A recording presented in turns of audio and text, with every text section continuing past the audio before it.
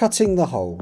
Remove the hole cutter from the shoe and place in the board hole at the desired position on the green. Release the hammer action by pulling out the indexing plunger and twisting 90 degrees. Standing upright, lift the handle to extend the hammer and check the hole cutter is vertical by means of the bullseye bubble level. Make the first cut with a solid downward motion, letting go just before the hammer hits the blade. Adjust the angle using the bullseye bubble level. Repeat step 3 and 4 until the bolts reach the rings on the cutting board. This ensures the desired depth is reached. Twist the indexing plunger back to its original position and line up the 3 red dots to lock the machine. Make a 360-degree turn with the handle. This will ensure the core breaks cleanly and is easily removed. Remove the core by lifting only with the arms and legs, keeping a straight back. Return the hole cutter to its shoe.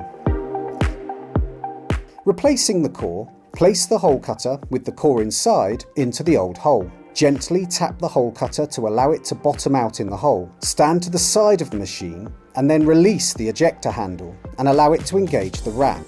Support the machine whilst turning the ejector handle clockwise. 2 complete turns will remove the core. Do not lift the cutter or lean on it. Clip the ejector handle behind the stainless steel indexing plunger. Return the hole cutter back to its shoe. It is now ready to cut the next hole.